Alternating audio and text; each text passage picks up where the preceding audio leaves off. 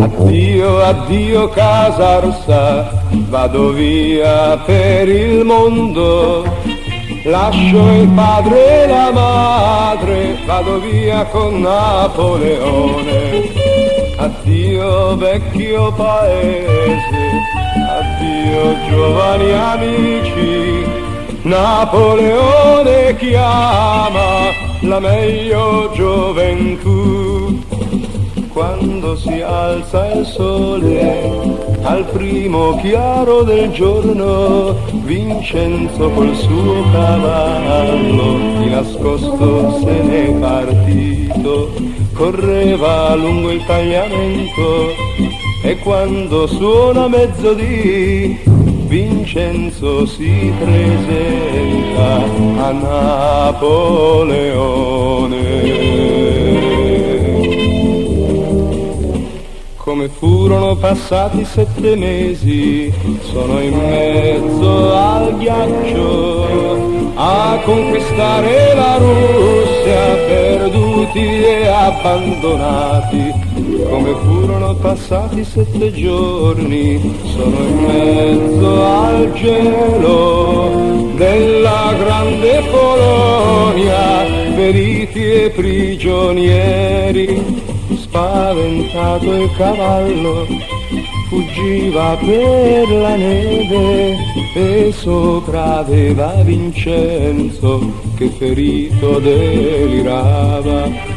Gridava: fermati cavallo, fermati ti prego, che è ora che ti dia un mannello di fieno.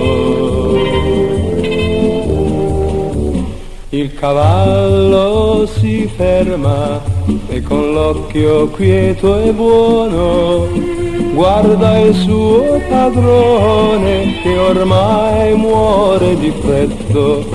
Vincenzo gli squarcia il ventre con la sua baionetta e dentro vi ripara la vita che gli avanza. Susanna con suo padre passa di lì sul carro e vede il giovincello nei visceri del cavallo. Salviamolo padre mio, questo povero soldato che muore nella Polonia da tutti abbandonato.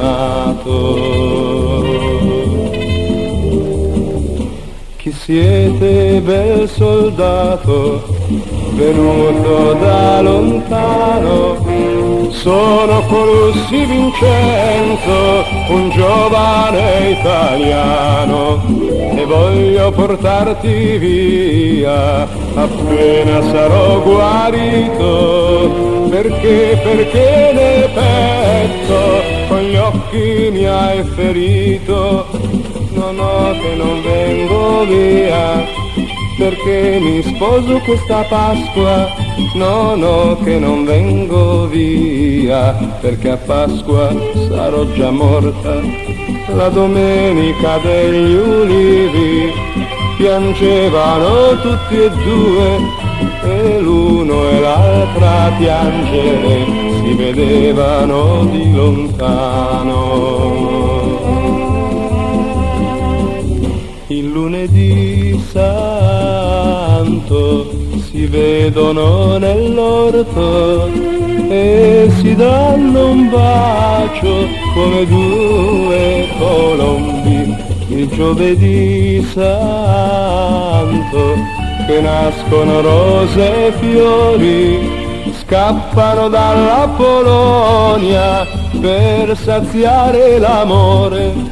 La domenica di Pasqua che tutto il mondo canta, arrivano innamorati in terra di Francia.